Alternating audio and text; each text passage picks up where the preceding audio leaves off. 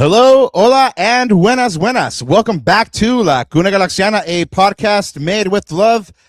On tonight's episode, we'll be talking about the LA Galaxy's gutsy but ultimately failed showing in the first leg of the CONCACAF Champions Cup, a 4-2 loss to Liga MX champions Toluca, spearheaded by a majestic hat-trick performance by Portuguese striker Paulinho, who silenced the Galaxy every time they fought back. We'll look at LA's performance, how Marco Reus changed the game, and just how vital the Galaxy's 2 away goals are and what role they'll play on the rest of the tie. Plus, we'll take a look at the Galaxy's upcoming trip to Austin for Match Day 7. All of that and more coming up on tonight's episode of La Cuna Galaxiana. JJ Cito, spin that track. Cheese up!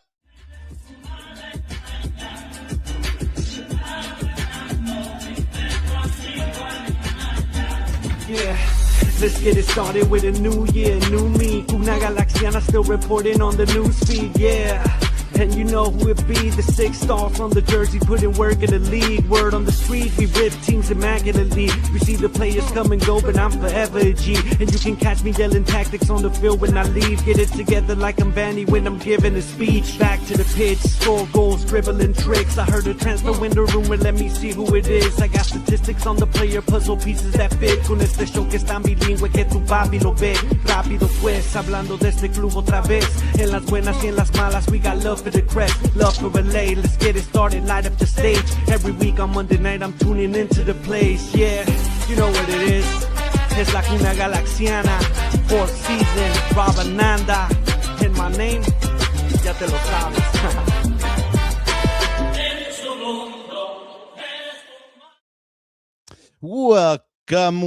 Welcome back to La Cuna Galaxiana, a podcast always made with love for all you LA Galaxy fans out there and all you soccer fans. But tonight, it's really all about you LA Galaxy fans because you needed the extra love. After last night's happenings, we'll get into all of that. But before we do, I'm one of your co-hosts. My name is Rob Halon, and you can find my written work at the Sporting Tribune. Yes, I write some stuff sometimes, so you guys can go and read it. It's live now at thesportingtribune.com. And you can find me online at El Escudero de LA. And, como siempre, right next to me, as always, I mean, I guess you could say we like peanut butter and jelly and Bubba and Forrest. My co-host, El Papá de Natita, El Hierro Guapo y El Cosmopolitan One, Ananda Kirana. Did you like the Bubba and Forrest comparison, or what would you go with? I was wondering where we were going to go with that. Like I was like, but my Kobe to your Shaq, you know, just throwing that one out. Okay, there. right on. Oh man, that's a lot of pressure, man. I mean, geez, I mean, like, either one of them. I mean, like the big Aristotle, the big cactus. Geez. Anyway, the big Shactus. The big Shactus. There you go. Go ahead. Yeah, man, he had so many isms, but no. Back from the travels abroad or East Coast. But yeah, man, we'll talk about this game. I guess we got to get into it, right? One word match reaction kind of deal. Really interesting game, I thought. But well, you know, I always do the predictions first. I'm gonna let you go first this time because I might riff off of you. There's like, okay. Yeah, because I could go actually some different ways. This is a very roller coastery ride of a game, and I even said, even the first 10 minutes, I was like, "This is gonna be a high scoring game," and I guess I was the big Aristotle then. So, well, I don't know. Like, I don't really have like a one word match reaction so much as like, I mean, it made me think of the Charge of the Light Brigade, man. Just like an ultimately failed charge, you know, against a superior foe, and no matter how brave, you know, this body was, they went up against a force that was superior, and they got beat. I mean, no matter how brave, no matter how courageous. So I guess who's the Charge of the Light Brigade? Is that Tennyson? Somebody out there in chat hooked me up with what was it? What was the phrase?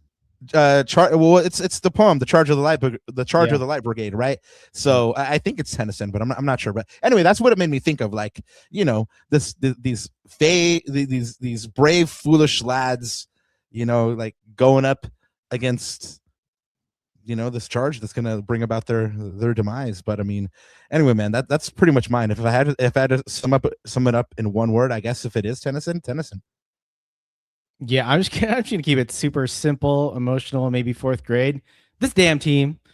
Well, because you know what it is. It's I was thinking about your comment that you made during your prediction. I believe it was when we were talking to Andy. By the way, shout out Andy Diosa, who we had on last pod. If you haven't yet, shout out. This is a really quick plug to the backlog, right? I think really good conversation with him. But Rob, you said this would be typical Galaxy if they kept it close. They give the fans like a little sliver of hope, and they throw it away in the last minutes, which they did. And this is like this team's MO, right? They give up goals in the worst time. They're love trumping us, bro. In the worst ways, by the way. Like Emmy just goes to ground like he'd been doing all second half. I honestly I feel like he was just gassed. Like after 5 minutes, like how Winder was gassed after like 50, 55. I think Emmy was gassed. I don't know if he got an injury or gassed before that, man. I'm afraid that he might have a niggle or a knock. Like I'm not sure if you guys heard if I haven't heard anything all day. So I'm not sure, but yeah, this damn team, like it's they get your hopes up, and that's why we put it on the title card. It is usually the hope that kills you, or in this case, will it be the hope that kills us? I guess we'll find out next Wednesday at the Digs. Well, let me say right now, expect the worst and then be surprised.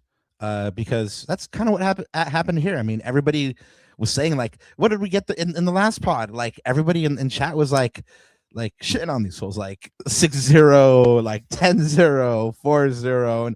And I mean, they gave up 4 goals, but I mean, they also scored 2 when everybody was like, nah, they get no chance. And stuff like that. So yes, there is a sliver of hope. Toluca's a bad team, bro. Like, I mean, there's a sliver of hope, but I mean, they have to get them not to score at the Digs, and that's going to be a tall order, bro. So anyway, yeah. Into it. Thank you to everybody that's already popping off in chat. We do appreciate it. There's some X-rated stuff that we can't talk about already in chat, so that one goes to Lacuna After Dark. Thank you guys so much. And if you're one of the normal cuneros that are always here, man, God bless you.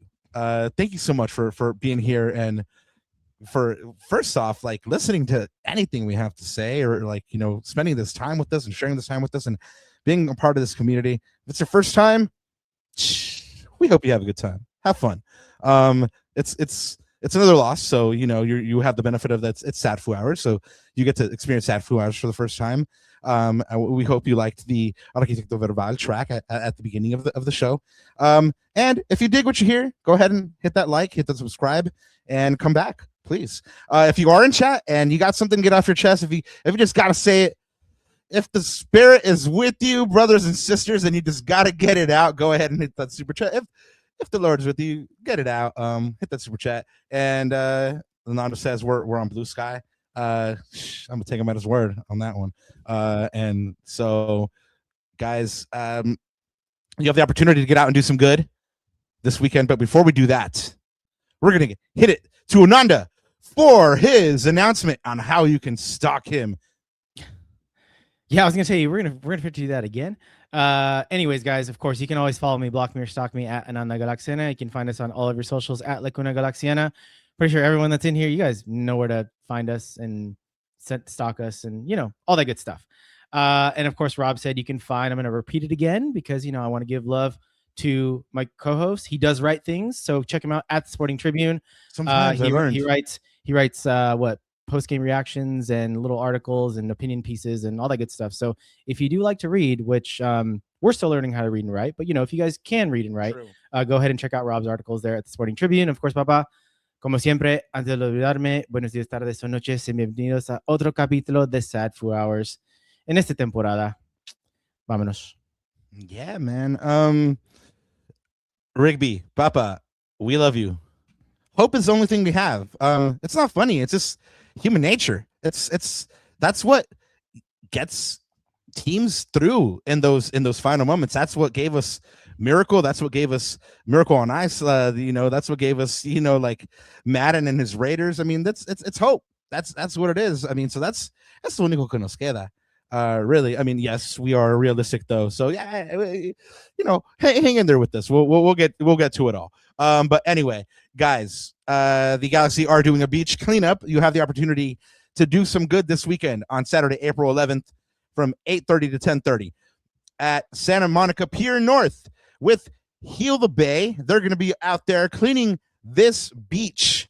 Yes, go ahead and get out there and help out, and afterwards hook up with your fellow G's at Ye Old King's Head to hit that official watch party for the LA Galaxy versus Austin at 11:30.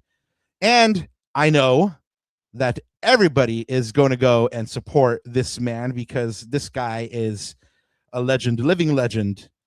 Joe Tutino is now on the latest episode of Kobe Club.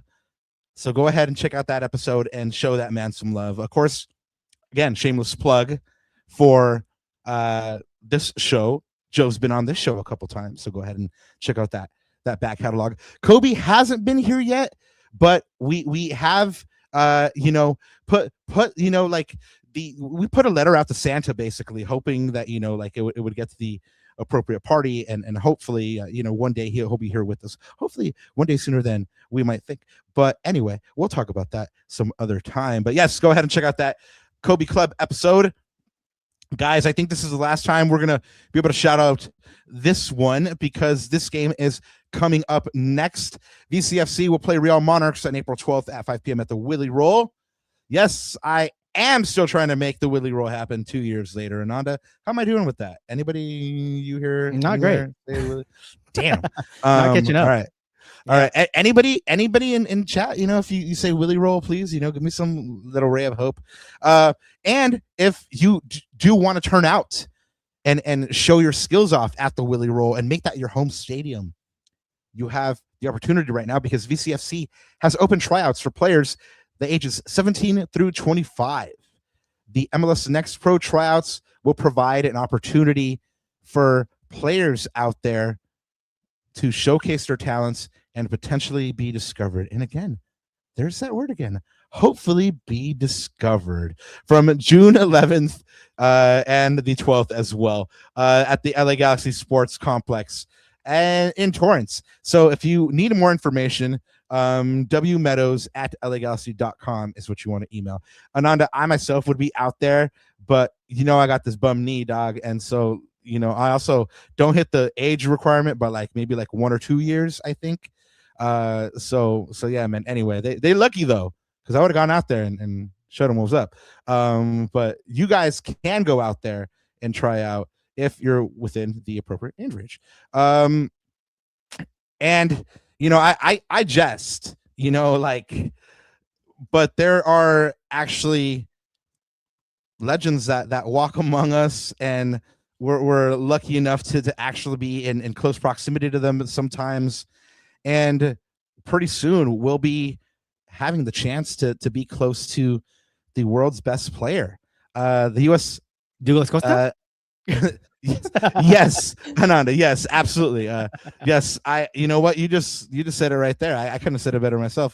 I was actually thinking of Lord Nicholas Mentor. But you know, I digress. But no, guys. The USA Aitana Bonmati camp is coming to the States, and this is an opportunity for all the soccer moms and soccer dads out there to go ahead and send your young one to the best player in the world's camp. If you don't know game, Aitana Bonmati is the Spain and Barcelona superstar midfielder. She's a 3-time Ballon d'Or winner. It's not even like she's the female Messi. It's like Messi's the male Aitana, bro. Like this woman is bad, dog. Like she is absolutely amazing on the field. So anyway, like I said, she's going to be in the USA this summer hosting a soccer camp in Los Angeles and San Diego. The San Diego camp's actually 4 days, Ananda. That one runs from 6:22 to 6:25. Sessions will run from 9 a.m. to 12:30 p.m. at Marie Curie Elementary School at University City. So if you want like the longer experience, you're going to want to be in that San Diego camp. That's 4 days. If you want something, you know, quick here in Los Angeles, then you want to do the 1 day camp on 6/24. that session is going to run from 10 a.m. to 1 p.m. That the location's probably going to be somewhere in Orange County. That's going to be announced. And if you are there, our good friend and co-host Ananda will be there to greet you because he's going to be part of the operations staff volunteering on that day. And I guess I should mention that this camp is open to boys and girls ages 6 to 16. All skill levels are welcome. Players will be grouped by age and skill level.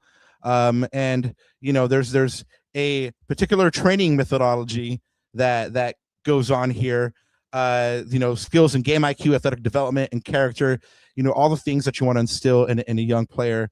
All coaches on site are UEFA licensed. And yes, this isn't one of those camps that just kind of carries the name and doesn't have the actual, star player there. Aitana Bonmati will be there. She will personally attend, and she's probably even going to lead some of the sessions herself. So, Ananda, this might be a good opportunity for you to pick up some skills, man, from the greatest in the world. If you are interested. Unfortunately, I don't meet the age requirements, but I would love to. Yeah, but you can still watch from the sideline and pick some stuff Neither up. the knee cartilage requirements. Yeah, like I said, man, I could have been a contender with my knee. But if you are interested in this at all, guys, and sending the kids off to learn the game from Aitana Bonmati, the best player in the world, feel free to use our registration link. It's going to be in the description of the show notes here. Ananda's probably going to blast it here in chat. And of course, we saved the best part for last. Right now, you guys can use the code Lacuna26 and get $50 off of this registration fee. So anyway, a little change that you guys are saving. For more details, visit USAitanabonmaticamp.com and at USAitanabonmaticamp on Instagram. Ananda, are you going to sign up, man? Are you going to hit this up? Like I told you, I don't meet the age description, but man, dare to dream. Yeah, no, man, this is honestly, this is like a little passion project of mine in particular, and Rob, like, I'm glad that we're able to use our platform to kind of do this. I mean, it was interesting that the other day when we had Landon Donovan in the presser and the what do we call it, like the press scrum, right before the bobblehead night, he talked a lot about youth soccer. He talked a lot about his passion and having to fix it, and just like his solutions or his thoughts and ideas about how to fix it.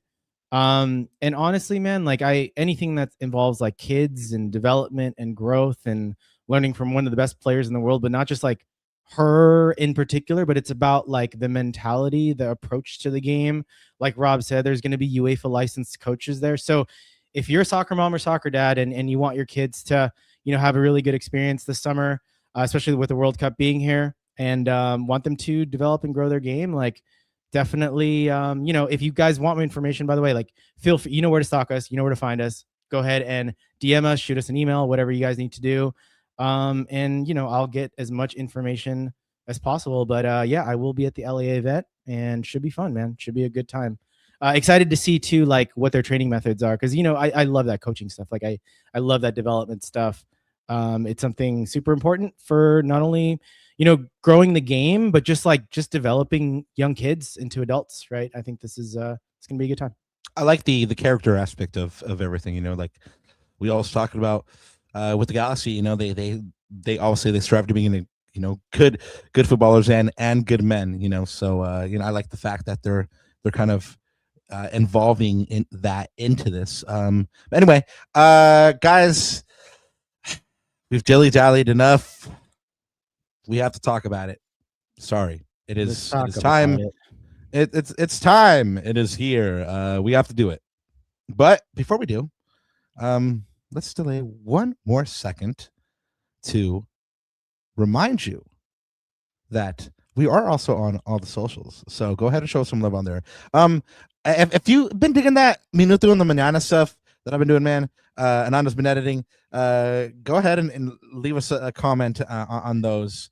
I mean, last night's was a doozy. A lot of emotions in that one. We do have a super chat from the homie Scott. Brother Scott, thank you so much, man. Forza, hope you're feeling good, man. Sure. Well, I say that, and the very first thing in your comment says it hurts so bad. So man, it hurts so bad. I can't wait for my 2-week cruise to get away, taking off next weekend. Love you all. Yeah, corazoncitos to you too, man. I hope you have a great time on that cruise, bro. Like, I mean, I'm always talking about like, man, I should take a cruise. But anyway, go ahead and throw me in your luggage, bro. So it is now time to talk about this game. And enough dilly-dallying. Ananda, let's start what we always do. Let's hit up this starting lineup. What did you see? Well, I'm just going to read it out to you, and then we can talk about it, Rob. So back 5, including the goalkeeper, with JT Marcinkowski. So that's what, 4 straight starts now for JT? 3, 4? But clearly, Greg's sort of made his choice there. Back 4 of John Nelson, Maya Yoshida, Emiro Garces, and Mickey Yamane. Midfield 3 of Serio, Winder, and Erik Thommy, who's in the midfield. And a front 3 of Harbor Miller, Gabriel Peck, and the big man up top, Joao Klaas. So I think the big call-outs for me is Marcinkowski keeps his number 1 spot, right? I think that's 3 or 4 starts. Like I said, you have to correct me on that. Erik Thommy in the midfield. We'll talk a little bit more about him just in a second. And Harbor Miller gets the start. Didn't see that one on the cards, but yeah, clearly Greg has a lot of faith in the kid. Yeah, no, I mean, he's been talking him up since last year. Like he would say stuff like, you know, he deserves to be here. You know, he deserves to play on this level, and clearly he's putting action behind that because he's given him a start in a very big game. You know, I mean, and you know, truth be told, I mean, Miller didn't have a fantastic game, but he didn't have a bad game either. But yeah, I mean, it does say a lot about Greg's trust in him that, you know, he's putting out a 19-year-old cat to that's not even really a winger to play in this match. Really, age shouldn't have anything to do about it, but really the fact that he's not even a winger is kind of the thing that brings more attention to me. I mean, because then you have Erik Thommy in this lineup who kind of plays in the midfield. So then we got to see what an Erik Thommy led midfield would look like, him playing as the 10, and we did get to see flashes of some stuff. Ananda, you kind of tweeted about it when we get to that, and hopefully you'll remind us what you said. And yeah, you're right, man. I think now, well, at least for the immediate future, Marcinkowski keeps that number 1 until he makes a really big gaffe. And you know, I just gotta wonder now, like, okay, he's so Mitrovic, mate. Okay, he's so Mitrovic. Yeah. Well, someone said in chat, I think it was eSuper, saying, "Is Mitrovic gone by the summer?" I mean, look, it's if you're not going to use him, you might as well use that GAM and reinvest it, right? And I mean, unfortunately, it's probably going to be a sunk cost of $1 million, and that you've invested it in him in transfer fees or whatnot, or whatever the fee was and at the beginning of the transaction. But it is what it is. If he's not doing the business, then you've got to move on. You can't have 3 keepers. I mean, you could probably just promote the 3rd keeper up, and we're good to go. I mean, no big drop off, I don't think, in my opinion. No, not. I mean, we've talked about it a bunch of times. There is no big drop off. There isn't like. It's not like if Mitrovic had started last night, it would have been, you know, 2-2 or something like that. No, that's not the case at all. And so, like, when you really look at it, and again, if we're talking about how this sport is a business and all that kind of stuff, I mean, if he is moved, you're saving yourself around what, like, how much is a Mitrovic? Like, let's say 200. Yeah, I was about to say 200. It's not nothing. It's not nothing. But JT's on, like. So he's similar. They're both kind of similar. Okay. Yeah. Well, then it really is. We're really just a matter of the transfer. But I think what you're thinking about is the international slot. Remember, those go for about 400K now these days. So remember, JT doesn't take up an international spot. 400 racks. Ooh, that is heavy. And they count. Because in matches like we're seeing in continental competition, it helps to have every available asset. If you're gonna sign Casemiro, you're gonna need another international roster spot. So you know, like I'm just throwing out the name and stuff like that just because of it looks like that's where the Galaxy might have to go, right? So yeah. You caught me drinking. I know. I'm sorry, I caught you. And then like I'm looking outside my window right now because there's like either an ambulance or a fire truck. And I'm like, what is going on right now? I know. But anyway, blood. I heard about that big old fire that happened over by your crib. Yeah, that was wild. And it smelled like horribly. Could you see it? We couldn't see it because we had just gotten landed, right? And the whole thing happened the morning of. So it was extinguished by then. But, oh man. But yeah. Anyways. Crazy. Anyways. All right. So here we go. I kind of alluded to it already. We did see Erik Thommy in that number 10 spot. He had like these brief glimpses of what could be if they start running him there consistently and he starts learning and understanding with his teammates. But I actually caught one of your tweets that you were talking about his play. Why don't you talk about it? Yeah, I actually pulled it up. I was like, what did I say? So I'll read it verbatim, and this can kind of preface or set up the analysis here. So I said, Tommy's drive down the middle of the pitch gave me flashbacks of Ricky. The Galaxy misses someone carrying the ball up the pitch down the middle and putting defenses on their heels. More of that, please, Erik, because like you said, there was a couple of glimpses when he drove down the middle of the pitch with speed, and lo and behold, Rob, someone actually carried the ball from midfield, from inside our half to the opposition's half, and created an odd man rush or an opportunity, right? And like, if you look at, and it's funny because I maybe it's like, you tend to like focus on certain things and maybe think about or discredit the rest of the game. I mean, stats wise, like he didn't have a very strong statistical game. I'm going to pull up sort of his profile here. SofaScore or FOTMob had him at like 6.4. Wasn't really threatening. Like his XGI, expected goal involvement, was less than 0.1. Only made 18 passes, 2 DEFCON, 30 touches. Like he wasn't really influential in a like high touch volume, like a Ricky, for example. But when he did do something, it brought a different dimension to this team that we haven't really seen in the first 6 games or more than that, including CCC. And you see that heat map there on the bottom. He was playing as the number 10, but of course, with how withdrawn the Galaxy was, he was really operating deep into our zone. But the interesting thing about Thommy, and I'm wondering if Greg, experiments with this a little more, he's capable of sort of like Ricky. Like, I'm not saying he's Ricky, by the way, so don't take that out of context, but he's capable of receiving the ball deep in the zone and breaking out of pressure. He did that a couple times. You see on the right there, that's his dribble map, Rob. And you see those 2 things that I circled there. Those were his 2 sort of really, really nice carries into the opposition zone. One of them led to a key pass. The other one led into an opportunity. We didn't see that enough. We only saw that twice.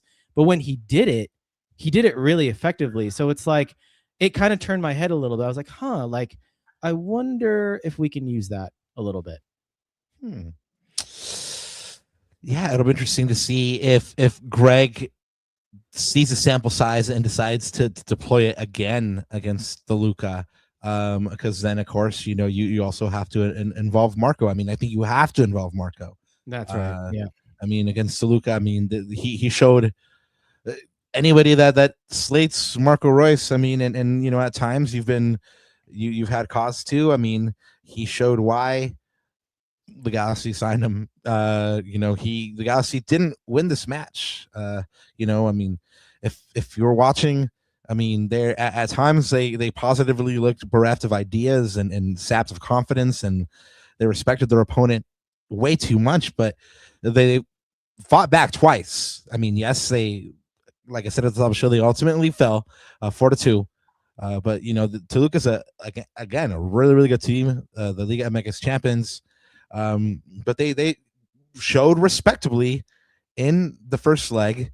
Again, in on the last pod, everybody was talking about how this was going to be a blowout, how they had no chance. So, I when you look at the 4-2, yes, like it's like, hey, 4, that's heinous. Tighten that shit up. But again, you got to hang some hope on those 2 goals. If you didn't watch this match, again, the Galaxy came out nervous, and Toluca immediately made chances. They were all over the Galaxy, and the gulf in quality was terribly evident. Only last-ditch defending ended certain attacks in the first couple minutes. But in the end, last-ditch defending doesn't get you that far. The Galaxy weren't able to hang on. They were pegged back early with a simple ball over the top for the 1-0 Toluca lead on 12 minutes. And Ananda, what horrible. What kind of makes this upsetting is that it was very similar to the first goal in the Galaxy's 2-1 home loss to Minnesota. Yep. So it's like, damn, are you guys not learning anything? Like, did you not prepare for that? Anyway, mini rant over. So Paulinho would get his first goal of the night with a lovely volley that capped a counterattack, made it 2-0 at the end of the half. Every time the Galaxy would try to get forward, Toluca would seek to punish them. I mean, again, the gulf in class, at least in the first half, was more than evident. But therein lies the rub, because Marco Reus came on in the second and kind of changed everything for the Galaxy. He came on in the 60th, I believe, Ananda, and from then on, the Galaxy actually looked decent and respectable in this match. Before that, they did not. Marco Reus sets up the first one. He feeds Peck for the Galaxy's first goal. Peck actually does really, really well to disguise what looks like a cross, and he beats Luis Garcia at his front post. And just when I was say, like, did he mean that? I was like, did he mean that? Did he mean that? I think he did. I'll give him credit. I think he did. I'm gonna give him the benefit of the doubt and say that yes, he did. And it was this moment again, just like where you're like, oh, there's hope, right?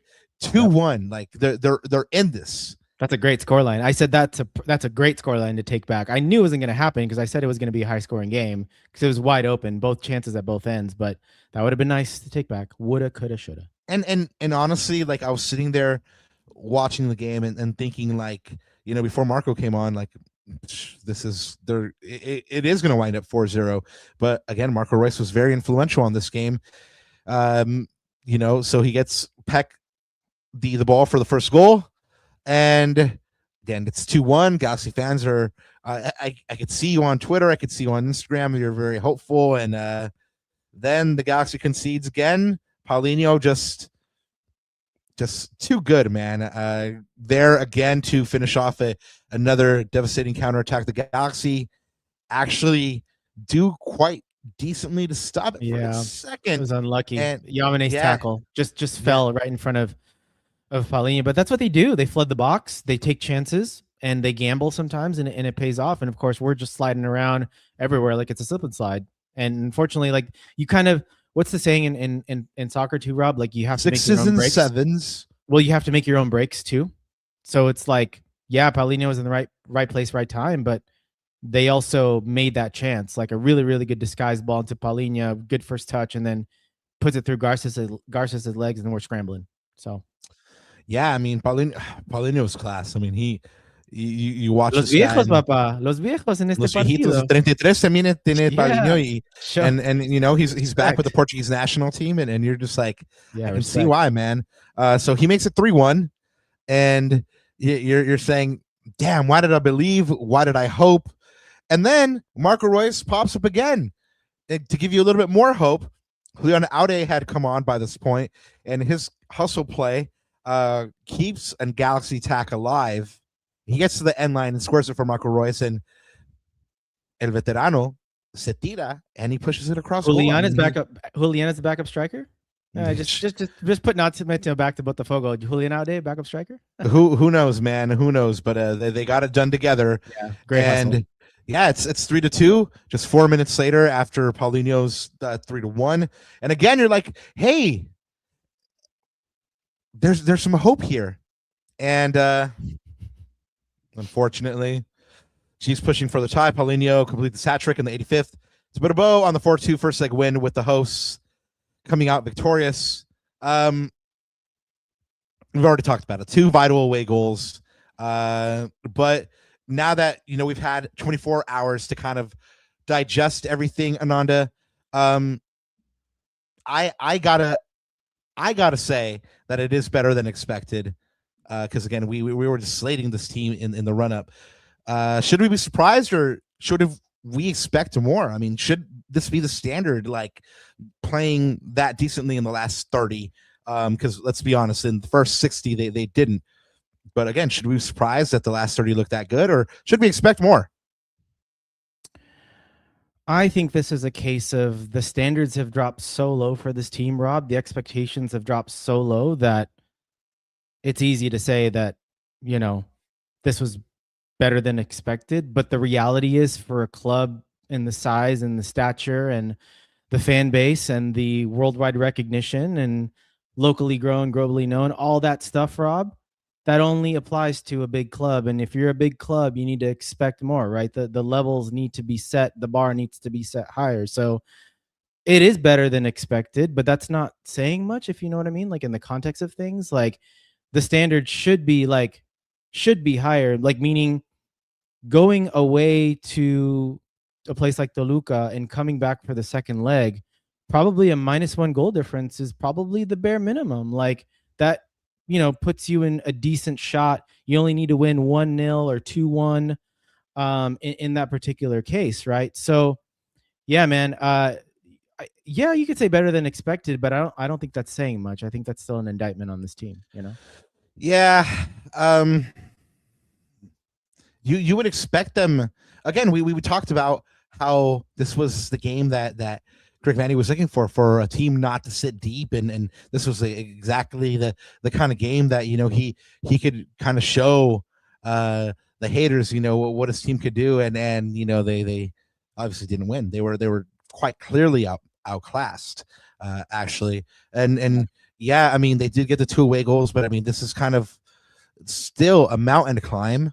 I mean, it's just you know, it's very much the beer glass half empty and half full. But Gabriel Peck, he scored in this one, like we mentioned. That's the 6th goal in the competition. He leads all players, so he has a golden boot in this one so far. And Mayo Ishida, congratulations to him. He made his 700th appearance in this match, and this one saw Marco Reus record a goal and an assist in the second half, giving him 5 goal contributions in the last 5 games. So again, if you wonder why Marco Reus is in the team, that's why Marco Reus is in the team. Nana, we've talked about this goddamn altitude, 8,700 feet. You could definitely see it took its toll on the Galaxy. And man, honestly, like on that second goal on the counterattack, I saw the Galaxy players just kind of trailing behind the Toluca players, and I said, man, it's the 40th, and they already look how they look sometimes, like in the 85th. It is wild. So, you know, this isn't even an excuse. It's just a reality of nature. Altitude, it is a killer. Definitely contributed to sloppy play, bad decision making. Yeah, it really is. Did you see? I felt like the Galaxy, there was a moments in the game where they couldn't string a couple of passes together, but like, it's crazy how, like, when you ping the ball in the air, like, it just goes, like, it just floats. And I think a lot of the Galaxy players had trouble, like, judging distances and, like, seeing where the ball would land, because, man, like, the ball just, like, goes, dude. Like, that's why I was surprised the Galaxy didn't take more long shots. Like that one that Peck had, if he had just put it on frame, or like away from the keeper, I mean, but on frame, that thing was in. Like, I think it had pace.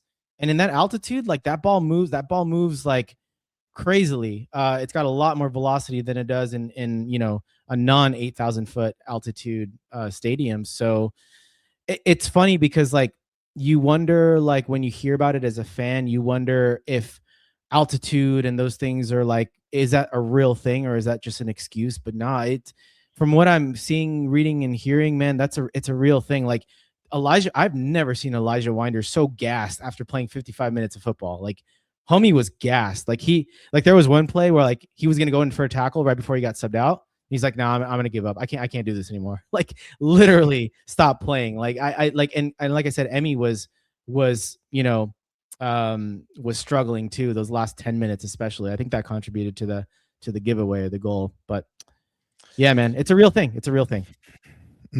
Well, do like to bring up, the altitude is an intangible, and yes, it is an excuse. So let's not let them have that. But what we can use is key stats that decided this match. What is your one key stat for this match, Ananda? Yeah, there was really like no, for me, like one key stat. I mean, if you look at the overall box score, by the way, I totally forgot to put it on the slide, so I'm just going to narrate it for you guys. But Rob talked about anecdotally, like the Toluca dominated this game and they dominated us in every statistical category.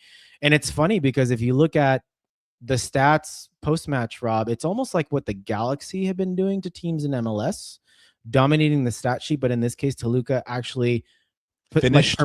purposeful possession. Like they actually were incisive and made it count. They dominated this game, 73 to 27% possession, 2.34 XG to Galaxy's 1.24. Toluca had 17 shots, 5 big chances. The Galaxy only had 7. But credit to the Galaxy, man. 3 shots on target and 2 goals. Credit to the Galaxy for finishing their chances. 0 big chances missed this time for the Galaxy. So again, like, it's a big difference, right? But again, we only had a couple of big chances and just a couple of shots on target. But just to outline or underscore Toluca's dominance, Papa, I pulled this up. I like some of CONCACAF stats that they give us, but look at that. The Galaxy aren't a low block team. Like that's not, the Galaxy are not a defensive team, right? Like maybe like we talked about, we scrutinized or we speculated that the Galaxy may change their identity a little bit. But look at this, man. Like 73% in a low block out of the 100% of the game. Like that's so typical. That's so untypical of the Galaxy, but it's what they had to do. I mean, Rob, the first half, they were hanging on for dear life. I was like, yeah, this is not, they were very good. lucky. It was only 2. I agree. Now, granted, there was some pretty good. You know what's funny? Like, ironically, I thought Emmy actually had a pretty decent first half, but he just faded as the game went on. I thought he was one of the more strong defenders actually in the first half. But as I said, he faded mightily in the second half. And then I thought this was kind of interesting. I don't know if you guys can see this, but there was like a couple of interesting stats. This is like from CONCACAF. It's called, like, they title it build up play. But look at that. But I'm just going to first focus on the first 4. 10 plus passes sequences, 18 for Toluca to the Galaxy 4. Again, that just they couldn't get anything going. Underscores their dominance. You know what's funny though? So the direct attacks, right? I look at that stat. The Galaxy only had 2, but against Toluca, like the way they were playing, the way they were soaking up pressure, like for us to be successful, like you needed that number higher. Like when Erik Thommy made that lung busting run from midfield and got into position, that was Peck's first goal, right? So, so it's like I wish the Galaxy would have exploited that a little more, but maybe we're just so under the cosh that didn't happen. The other thing too, Toluca forced nine high turnovers, forcing the guy. And this is they didn't break it out per half, but the Galaxy we were just shooting ourselves in the foot, especially in the first half. Oh, we won the ball back. All right, let's give it away again and go back to our low block.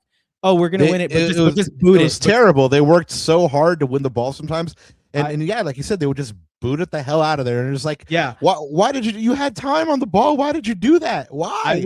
I had a draft of a tweet and I was going to say, okay, if it's a goal kick, it's a turnover. Just give the ball to the other team. Like JT Marcinkowski kicked it like out or in the corner flag to the other end line to Gabriel Peck for him to chase it. And it was like a turnover, maybe 3 or 4 times, right? Like just, if it's a goal kick, it's a turnover. Like just chalk it up to a turnover. But yeah, it was a very, and see, this is the interesting thing, right? Like the Galaxy played in a little block because Toluca piled on the pressure, but also it's also because the Galaxy had nothing to offer on the counter or on the other end. Well, bad decision making. They had a couple of good moments in transition, and then they broke down in the final third because the decision making was bad until Marco came on. Well, yes, but also like maybe you can also chalk this up to the game plan and the approach, because I don't know if you guys noticed this in the chat, but when Marco came on, especially when Julian came on and Justin Hack came on, Hack actually formed a 3 center back partnership in the back. So it was Justin Hack, because I actually thought he was going to play midfield, but he didn't. He played in the 3 back with Emi Garces and Maya Yoshida as the middle of that 3 back with Julian Aude and Mo Cuevas by the end of the game. being those wing backs. And I thought the Galaxy looked much more dynamic in those situations. We got out of pressure a little bit more. We were able to throw numbers a little bit higher without sacrificing too much defensively, other than the middle of the pitch. And that's how Toluca unfortunately scored their goals. Like they just won a ball or got through the midfield, and the three defenders were kind of in a line and they couldn't react. But I feel like, I don't know, like maybe that game plan could have been utilized earlier, but maybe Greg, I remember I heard him say post-match that, you know, he took a little bit more of a defensive approach because he knew that Toluca was going to be on them the first 20 to 30 minutes. And I don't blame him, but this is one of those things. It's like, you know, as a coach, like, man, your CCC hopes are on the line. Your team is on the line. I mean, your job potentially may be on the line. So I don't know. It's 6 to 1, half dozen the other. But I don't know, man. I think overall the game plan just didn't work. Like, and I could say that too, because when the subs came on, it completely changed the game.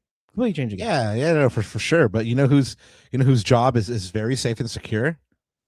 The Prime Minister of Likes, Big Scott, who putting out there in the world 1 like and 29 people watching. Come on and hit the like button. I agree, man. Thank you, Scott. We love that sentiment. Hit the likes, not la pipa, like the homie Rally G says. You know, Super 1 keeping it real out there. We are simply not good enough. Still shocked the final was 4-2. Toluca low geared us and we could have tied it. Yeah, no, it's crazy. Like we've talked about like a lot of negative stuff, like how, you know, they respected their opponent too much, how they were poor in the first half, how they were outpassed, how they were outgunned, and yet they still found a way to score 2 goals. That's crazy. They haven't scored 2 goals in a bunch of games in MLS, and yet they scored 2 goals against Toluca. It is a nutty world. But do you know how we scored those 2 goals, Papa? You know how we scored those 2 goals? In transition or semi-transition. And so I got to shout out Dylan on this one, because he did he always does his 5 things that we learned video on COC Network. So if you guys haven't checked that, I'm going to shout that out, because and one of the things that he was talking about, and I've been saying this too for like a couple of seasons now, this team is most dangerous in semi-transition and transition. Yeah. That's when you get the most out of your players. The speed on the wings with JP and Peck. By the way, Klaus, because I know this because we've seen it firsthand when he played for St. Louis. Klaus is a very underrated and very good counterattack striker. Remember those goals he scored against the Galaxy in that hat trick? Those were counterattack goals on a semi-transition or a transition, right? And so, and like, also, you know, we don't have any ball progressors, natural ball progressors in the midfield like Ricky. So why not try a 3-back system to solidify your defense? And you do your ball progression with the wings, with Julian Aude and Mo Cuevas, who, again, Mo Cuevas off the bench had some nice moments on the right-hand side, but that's because that's where he's most natural. And so he doesn't, as a wingback, you don't have to think about defending too much unless you're under the cosh, like, and you can drop in a 5 and you have that flexibility. I'm so surprised Greg hasn't tried that yet. And, by the way, remember, you're smiling because I feel like you're smiling because I remember us talking about this option preseason.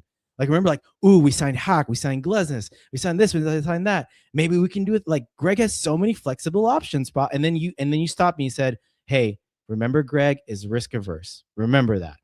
And that's why, like, I'm smiling having this conversation, because like it's deja vu, like repeating, right? That's why I'm smiling. Okay, why are you smiling?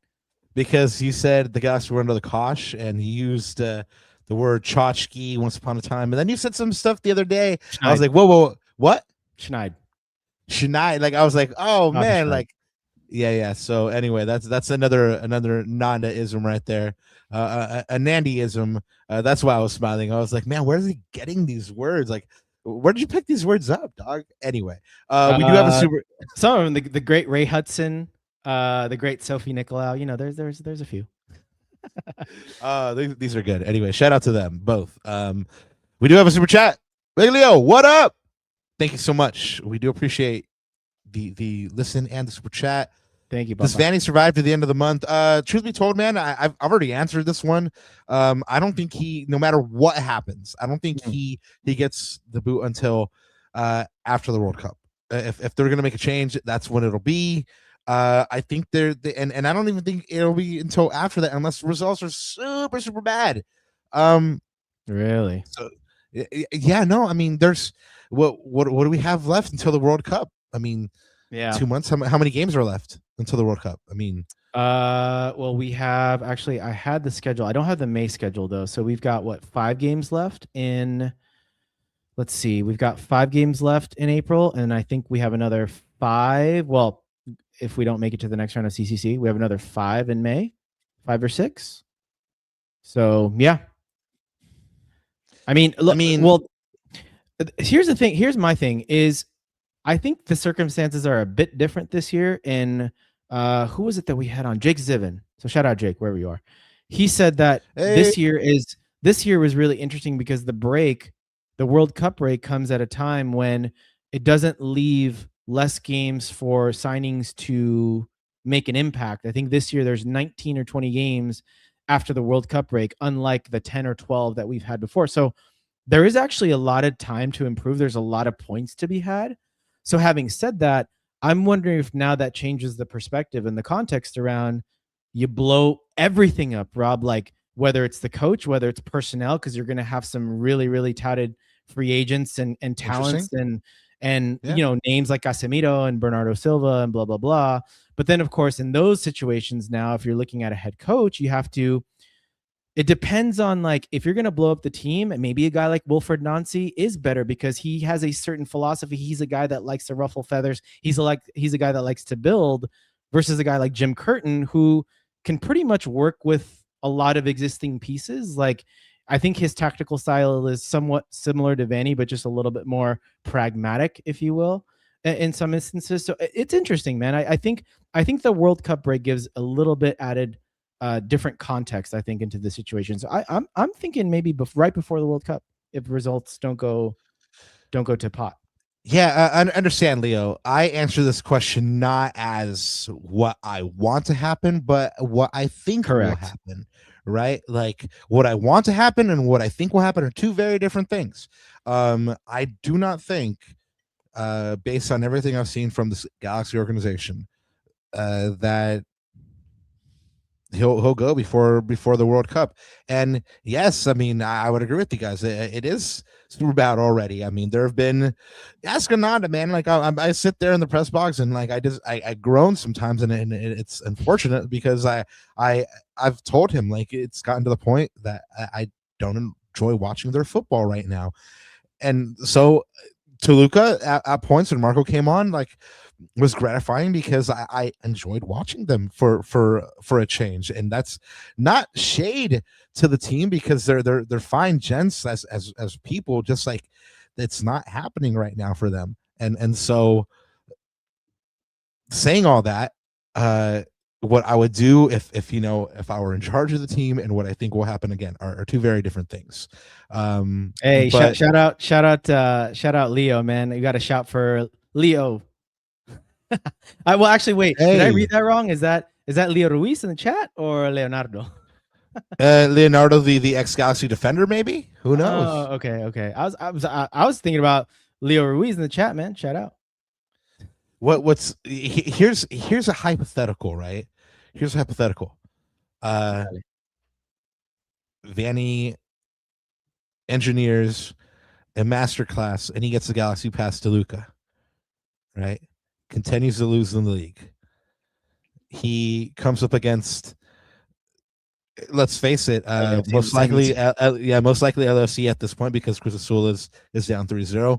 Somehow he engineers a masterclass there, and he gets the Galaxy through. Continue to lose in the league. Again, I asked the Galaxy fans, would you keep him on if, you know, he gets to the Champions Cup final? You know, even possibly wins it. You know, just hypotheticals, things to think about. You're crazy. Right? Yeah. Now, people are really going to be like, "What does Rob have in his cup right now?" I want what he's having, but yeah, no, I still think it's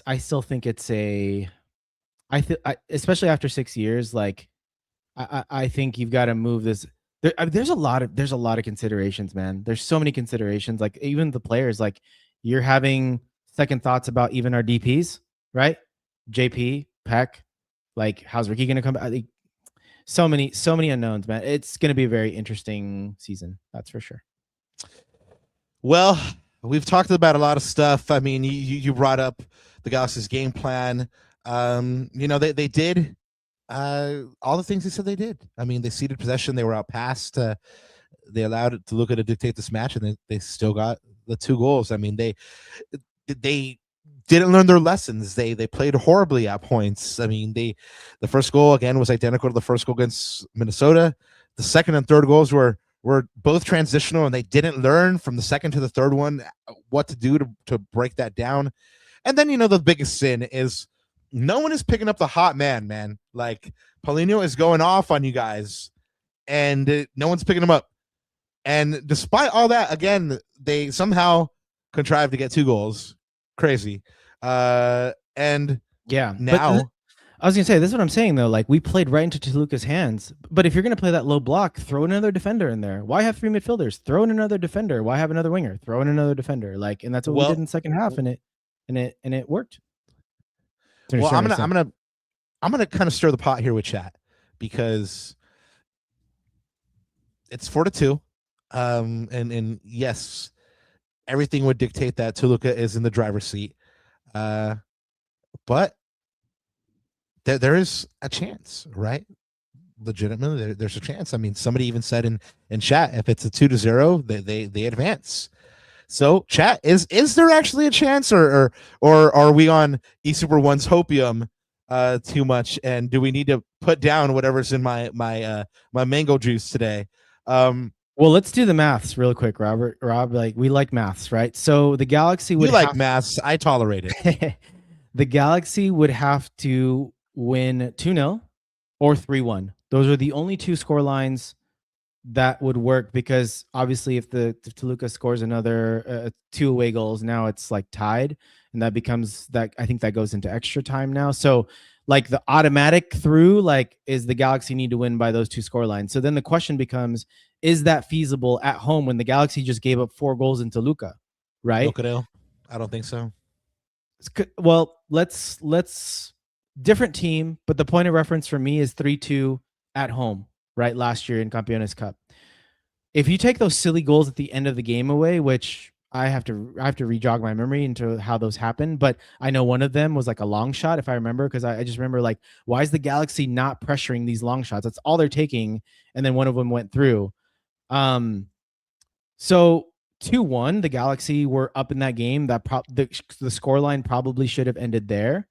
So, that's your yardstick, that's your measuring stick. So it's unlikely, but yeah, it's not out of the realm of possibility, that's for sure. At the way they're playing this season, though, I just don't know if they can keep the scoreline down to 0 or 1 goals. That's my only concern, which I don't think it's a low probability. Yeah, no, very low probability. But the things with probabilities is that the opposite still exists, right?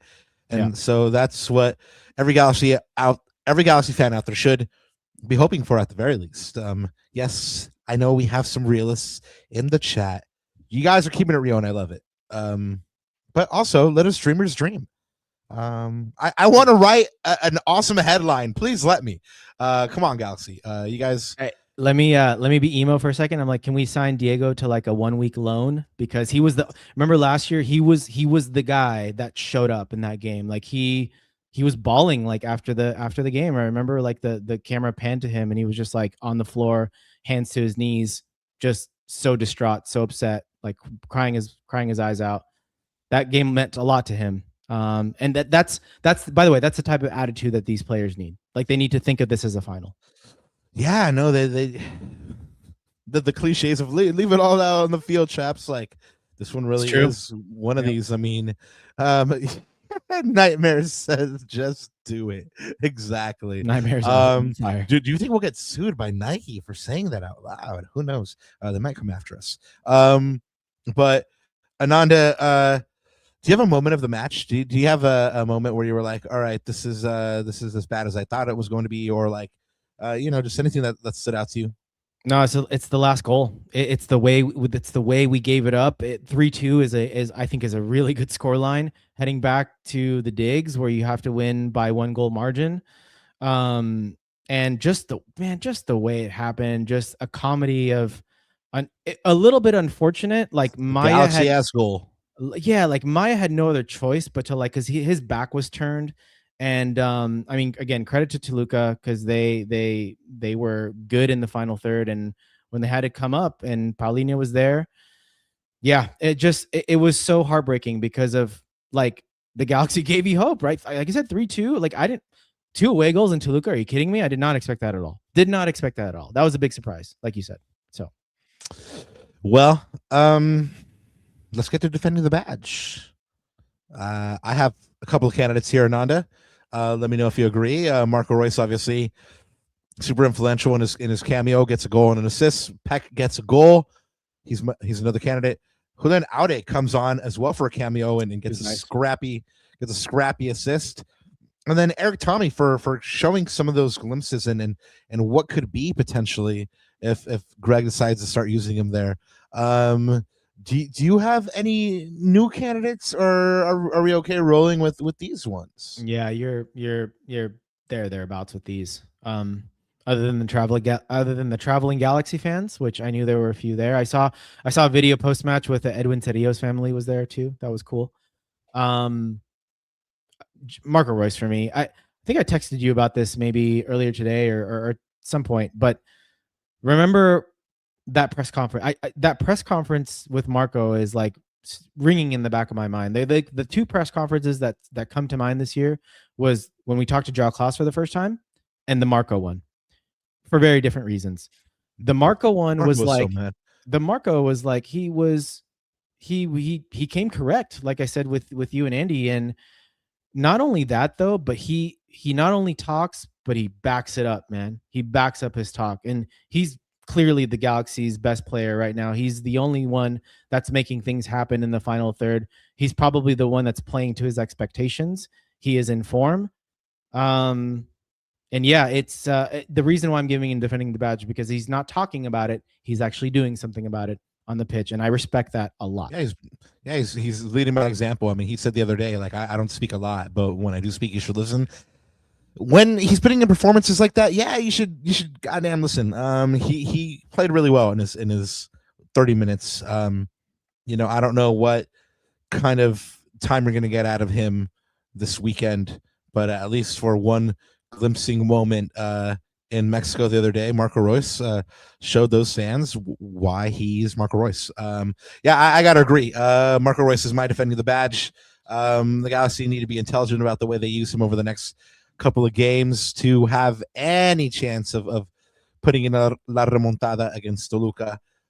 But before they actually play Toluca again, they have an away match against Austin this weekend on Saturday, April 11th. The Galaxy heads right back in a quick turnaround to MLS play.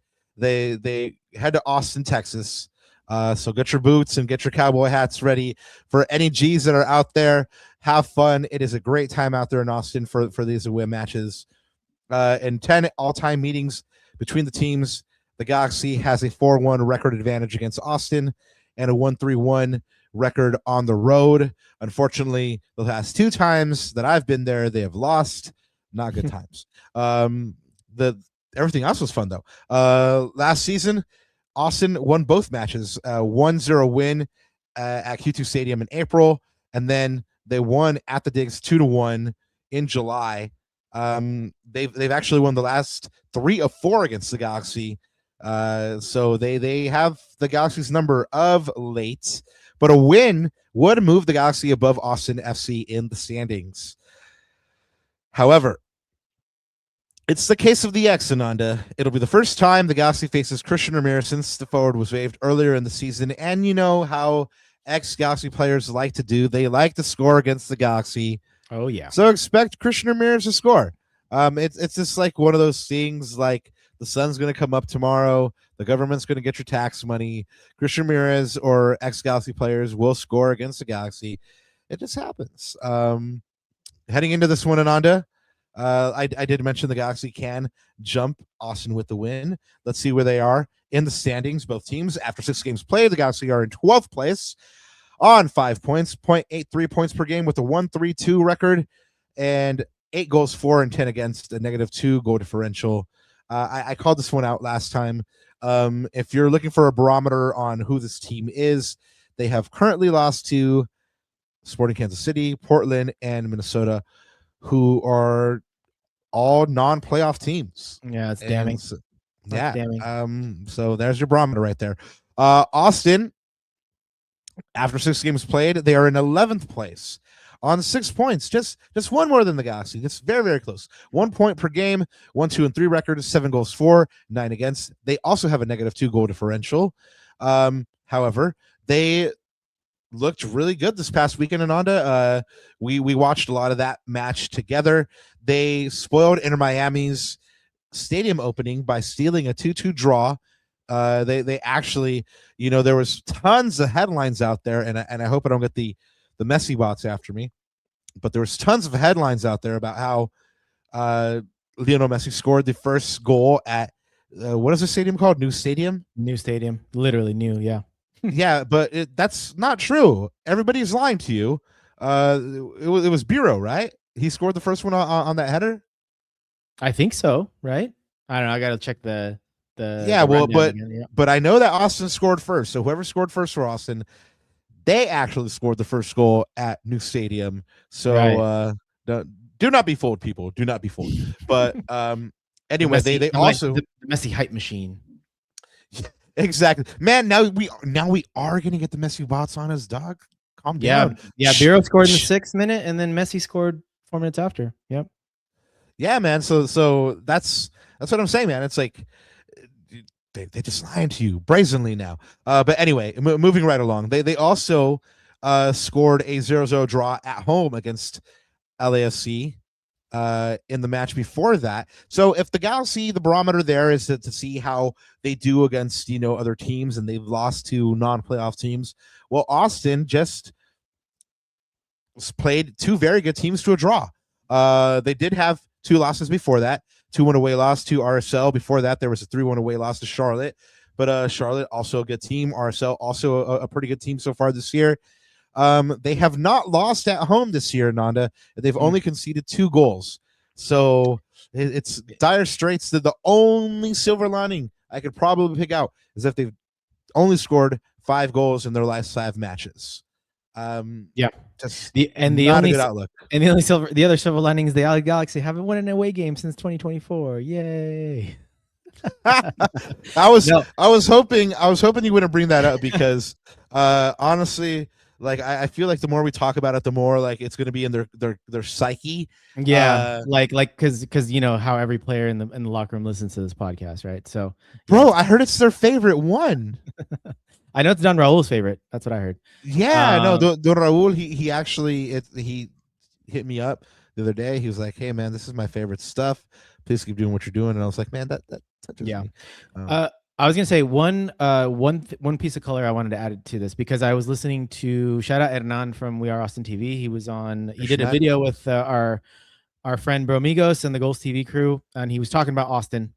And one of the things that he was talking about was it seems that at least under Nico and especially this year, Austin's been playing down a little bit or playing to the level of the competition. So, for example, against Inter Miami and LAFC, like they pulled out like worldy games, right? But then you want to see that consistency. The Austin fan base wants to see that consistency when you play teams like RSL and Charlotte and some of these other teams that they haven't gotten a result in. So it's one of those things. It'll be interesting to see what Austin team comes out because they look at the Galaxy. The Galaxy are a non-playoff team. They're in a horrible run of form. But could that be like going to Hernan's, I guess, worries and the Austin fan base's worries? Could it be that, like the Galaxy, they played down to the level of the competition? They think that, oh, the Galaxy's coming off of a road trip, off of a CCC match that they just played in Toluca. They got in late. It's going to be body clock game, all that stuff. Will that affect Austin maybe more than the Galaxy? That's one of the worries coming out of the Austin camp. So it'll be interesting to see how that plays out. I mean, again, you have a Real Salt Lake team that's in 4th. You have a Charlotte team in the East that's in 3rd. It's not like they're losing to the teams, the quality of teams that the Galaxy are losing to, right? So, I mean, you got to put a little bit. I think they're playing a little bit better, than people would give them credit for, even though they're in their 11th. I honestly think that this is going to be a very tough match for the Galaxy. I mean, especially because they don't have, the rock of their defense. We've seen how much Jakob Glesnes has been missed in this Galaxy team. Speedy recovery to him.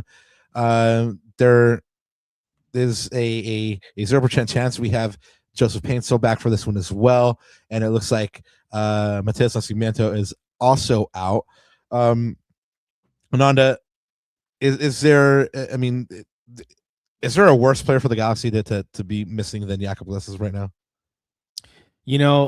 Well, let me answer no, obviously, but I can't help to think that every time I think about this is like how much closer would it have been against Toluca, and how the results could have been better over the last couple if we had both Glesnes and Paintsel. I mean, those are two huge misses. That's your best defender and arguably your second or third best attacker somewhere. I mean, he's a DP, so there you go. DP, that says it all, right? Nothing else to be said. So yeah, and you know what, like Austin too, and like going back to the earlier point, Austin's a really good team on paper, man. I mean, we'll talk about their danger man in a second, but Facundo Torres has been a big pickup for them. Rosales always killed us when he was in Minnesota. I mean, Ramirez, to be honest, man, he's again, this is coming from Hernan and his reporting and what he's feeling from the fan base, because that's shout out to those guys, because they do a really good job of getting the pulse of the fan base. And he says, they actually rate Ramirez pretty highly, Papa. Like, even though they agree that at this point in his career he should come off the bench, but he says that, I mean, even when Brandon Vasquez comes back, he's not. They're not sure. Like he could still start just based off of the performance. Like, because Vasquez, even before, he wasn't doing as great, and of course he's going to be coming off of this ligament injury. So yeah, man, it's going to be real interesting. But I think Joe 13 Cool asked Ramirez a starter for them. Yes, because of Vasquez's injury, and is he scoring on us? Absolutely. Yeah, count on it. I would bet the farm on it. You did mention Brandon Vasquez being out. Yes, of course he's been out. He has, I believe, a cruciate ligament injury. Owen Wolf, very, very tidy little midfielder, also out, and Daniel Pereira is also out. Only 3 matches played this year. If you had to guess, Ananda, after Toluca, now that Austin's coming up, and then looking ahead to Toluca again, what does Greg do with the sign up here? Or actually, first give me your lineup, and then we'll talk about what. I mean, because I think we do this differently. I give you what I think Greg is gonna do, and I think you give me your lineup, what you wish he would do, right? No. Because I remember us talking about this like during show prep. Like, no. This is what I think Greg will do. Okay. So I'll pull both lineups. It's not really hugely different. Don't worry about the formation. I only did that just because I feel like my player is better in attacking position. But anyway, so that's why it's a 4-1-4-1. So let's. I'm going to read out for the audio. So Rob on the left there, he has JT Marsikowski as goal, clear number 1 there. Back 4 of Aude, Hawk, Garces, and Yamane. Midfield 3 of Sergio Sanabria and Royce, and then a front 3 of Klaus, Thommy, and Peck. Honestly, I don't have too much of a difference. I just think like I said, I don't know Garces. Yamane and Cuevas are different. Well, Yamane and Cuevas are different only because Cuevas didn't start the last game, so I feel like he's just going to start. That's my only. I don't have any other rationale but that. And Garces, honestly, like I said, he didn't look great towards the end of the game, like fitness wise, or maybe he was feeling something. I saw him on the floor a couple of times. I don't know if that was because of the altitude or if that was an injury, but even so, like I don't know. I feel like the experience of Maya, I know he just played a game, but I just want to see that a little bit. I think there's going to be a little bit more stability, especially bring Justin Hawk back for this particular game. And then Sanabria, I put him in a more attacking A position. I think against this Austin team, if you play it the right way, if you're organized, if you're compact, you can have Cedillo there as a single pivot and utilize Sanabria's strengths, which is his range in the midfield, his ability to, get about the pitch. his dueling capacity, his combative ability. You're going to need that against, guys like Ilya Sanchez, like stopping guys like Facundo Torres and Rosales coming at you. You're going to need that sort of dueling capacity. I just hope, Greg puts him in the right position. I don't think he works as well as a double pivot, but if you put him as an attacking 8 and you create those triangles on the right-hand side, left-hand side, whatever it may be, I think that might work. Interesting that we both dropped Winder. I mean, yeah, he hasn't been great, has he? Well, I mean, he wasn't great in the last game, but again, he was super gassed. But he's been pretty undroppable under Greg. I'm not like I'm saying like I think he's been undroppable. I just think like Greg hasn't dropped him. Since he came back from injury, Greg was like, all right, you're gonna play, and he has played pretty much every game. I think unless somebody could fact check me on that one and prove me wrong, I think he's played every single game since he came back. Yeah. So I just think he's been ineffective. I think Greg just drops him for, like I said, I thought the subs. So you're looking at Julian, you're looking at Hawk, you're looking at Sanabria. I thought those guys, Royce, obviously, they changed the game. They really did. Even Cuevas on the right hand side. So it's I don't know. It's going to be super interesting to see what it does. Like I said, part of this is rotation, but part of this is also just like form. Marco didn't start last game. I think there is going to be enough rotation there for this one. But, Nasi, unfortunately, like we can't rotate Klaus. We can't rotate Peck, really, because who's really going to play there? So, yeah. All right. Well, the question was asked, will Ramirez score? Yes, we do think he'll score. Who else is likely to get on the score sheet for Austin? Murtu Uzuni, their DP. I mean, he hasn't set the world alight since he landed there in Austin, but he does have a goal and an assist in 6 starts this year. The way he combines with Ramirez is pretty nice, actually. I spent a little time watching them in the Inter Miami game, so I think that either one of these guys will score. You already mentioned Facundo Torres, the attacking midfielder, new arrival to Austin, 6 starts and 3 assists already. I called out the man you love, Ananda, Giambito. He has that one headed goal. Well, if you guys remember, chat, the reason why I always bring this up is because of that 2-footed challenge on Ricky in 2024. He got a red card for it. That was after Austin were being sore losers that game because they knew they were going to lose the game. Anyways. Yeah, they've been sore losers. And Brad Suver, I mean, this guy, like, sometimes he stands on his head and he pulls worldies and just you can't break through. So like if he has one of those games, I'm like, good luck to the Galaxy. I mean, they already don't produce like tons of chances. I mean, they do produce chances, like the conversion rate is very low, and then you have to face a keeper like Brad Suver, who, if he has a worldie again, you're only going to get 2 or 3 chances against this guy. So good luck in this one. Which brings us to the question. For the Galaxy to win this match, they have to ... Now, Ananda, before you answer, let's go ahead and kick it to chat. Chat, start dropping those game predictions. Let us know who you think will win this match between the LA Galaxy and Austin. Mind you, the Galaxy have lost the last 2 times they played in Austin. They haven't won on the road since October 2024. Maybe they're due. Who knows? Let us know what you think. Let us know if you think they will spring the surprise, get this win here, set themselves up psychologically for the next leg against Toluca next week. But while you're doing that, while you're letting us know who you think will win this match, Ananda, for the Galaxy to win this match, they have to ...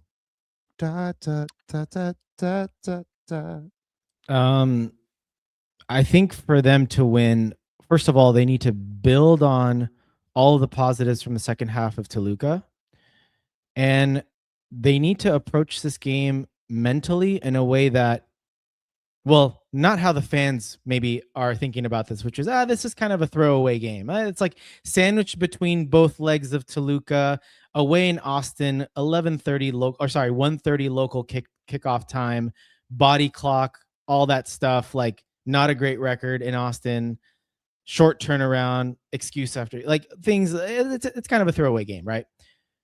But the players can't have that mentality. They need to come into this game with the mentality of, we need to build on what we did well in Toluca. We scored goals. Like we actually, I told you in the stat sheet, right? couple big chances and a couple goals. No big chances missed. That's a start. Executing in the final third, right?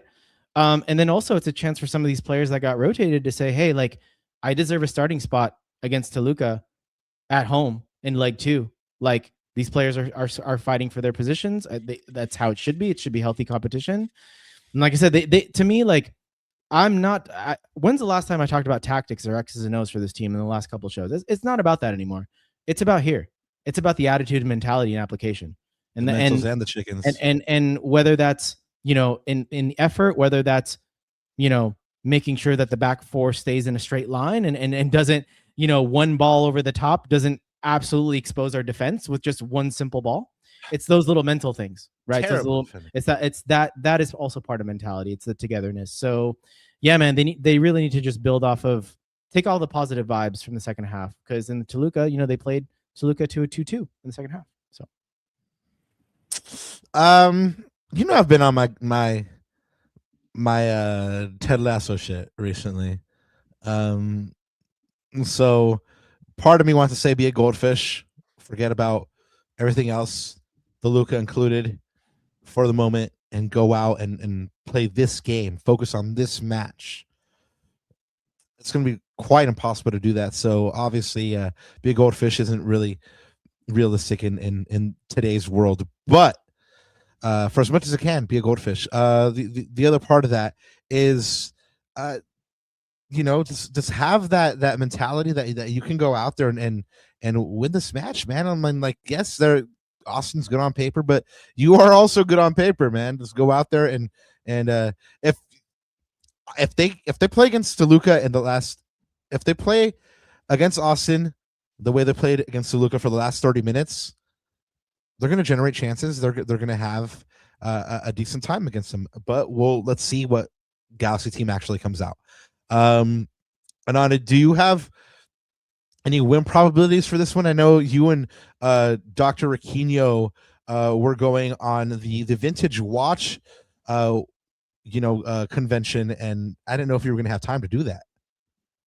No, we got time. So I have it here. Austin, 41.2% chance of winning. Galaxy, that's honestly pretty high. Maybe those odds might fall a little bit. 32% as the road team. Again, anything above 30% for me is relatively high, and then the draw is somewhere in between there, about 30%. Both teams have won only just one of their last 5 MLS games, so that's one thing we've got to consider. Here's actually no, I'll save this little tidbit for my score prediction. So there's a little interesting cheeky stat with which you're going first for. Well, no, but you're not going first either, because chat always goes first. So La Habra says Austin 2, Galaxy 0. Galaxy sucks in Texas. You're not wrong. Not wrong at all. E Super says 1-1 tie. Nightmare says Galaxy tie 1-1 with Austin getting 2 red cards for 70 minutes. Jeez, Portland all over again times 2. Rocio says tie 1-1. What an only. Yeah. So I'll go first. It's fine. I agree with a lot of these ones in chat. I think this is going to be low scoring. Because like Austin, like you reeled off, have only scored 5 goals this year. They haven't been really clinical in front of net, Papa. And I should have said this probably for the Galaxy to win, but a cheeky stat here. 4 out of the 5 goals from Austin this year has been off of a set piece or a corner. Facundo Torres' 3 assists have come from the corner flag. So one of the things that the Galaxy have to watch out for is the threat on the set piece. But that's really been their main way of scoring. They haven't scored a lot off of open play, so I think this is going to be low scoring. So yeah, 1-1, because why not? I feel like being a shit starter. You're gonna do a reverse trap game for Austin? Yeah. I feel like being a shit starter. So I'm gonna say they swing a surprise and get the 2-1 win, and everyone's like, "Oh, it's possible. It's possible. It really is." Like I said, because honestly, if Austin played down to the level, if the reverse trap game jinx is real, if the Galaxy get an early goal, could be. Yeah, I think I'm gonna pull an audible here and give you a head in the heart pick, and the heart pick is they're gonna find a way to win and get that 2-1, but yeah, the head pick is a 1-1. Honestly, like I'm even saying like a 1-0 Austin win. They just don't do well in Austin, don't do well in Texas. It's gonna be the middle of the day. I don't know what the conditions are like over there right now, but it's probably hot. Man, I just good things don't happen for the Galaxy in Austin. So I don't. The head pick is I don't see for good things happening. The heart pick wants to say they break the duck and they get that first road win. They get that lift and they go into next week with that lift. But who knows? Maybe I'm just a hopeless romantic that way. Who knows? But if for your scoreline to exist, I think the Galaxy have to get an early goal. I think we've seen way too much, especially on the road. The Galaxy tend to, unless there's like a freakish red card like in Portland, the Galaxy tend to capitulate the longer they go scoreless and the longer they don't score a goal. So early goal is vital for them. I hope they start hot off the blocks. But I mean, I haven't been given any evidence to see otherwise. So it'll be interesting. Can you imagine all the G's out there who let's face it, by like 1:30 we'll know if the Galaxy will have won this match. If they do win this match, I can picture all the G's out there just like walking around all proud, like, yes, we did it. It's like, yes, we are still in 10th place, but we did it. So but anyway, like the SKC, it's gonna be like the SKC fans when they won in at the digs. They're like, hey, what's up? We're like we're exactly we're in 11th place, but hey, we just won. But that that's where streaks start, and that's where belief starts. Pulling one out of the jaws of adversity, right? So anyway, again, maybe I'm just a hopeless romantic, but I really do think that the last thing that you lose is hope. So anyway, Ananda, what happens next on this humble little pod?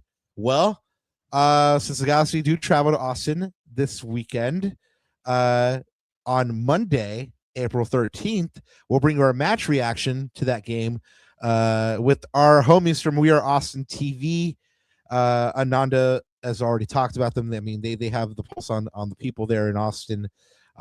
And we're going to do this game reaction with them on Monday. We're going to bring you everything you need to know from that match and everything you need to know ahead of leg 2 of the Galaxy versus Toluca on Wednesday, April 15th. On Thursday, April 16th, we'll be back with you as we are joined by former Canadian international Kara Lang-Romero, who will be here to help us break down and react to leg 2 of the Galaxy versus Toluca and help us preview another Texas showdown. Another Texas matchup, this time with FC Dallas on Saturday, April 18th at 5:30 p.m. And just really quickly putting that one out there, the following Monday we'll be joined by MLS.com and Kickbase's Justin Ruderman. So guys, we're working to bring you these guys and hopefully you enjoy them. Ananda, anything to add before we get on out of here? Joe 13 Cool says day drinking tu y yo. Me gusta, papa. Anyway, anything to add before we get on out of here?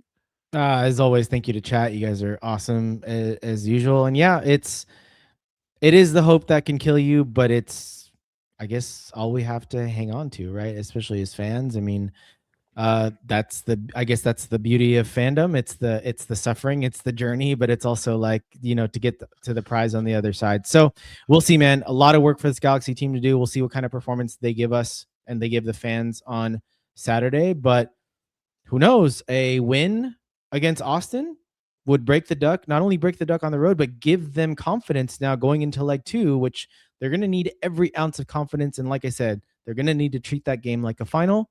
They still have a chance. It's mathematically still definitely possible, especially at home. So they got to believe. Yes, belief. Vámonos. All right, guys. Well, that's it from us. You guys know what happens from here? We will see you after the weekend. We will check you out on Monday. Go ahead and check it out. Check out the Minuto de la Mañana post Austin, and we'll see you on Monday night. I think that's all there is left to say, right, Ananda? Just one thing. Dale. Just one thing. Okay, here we go. G's up!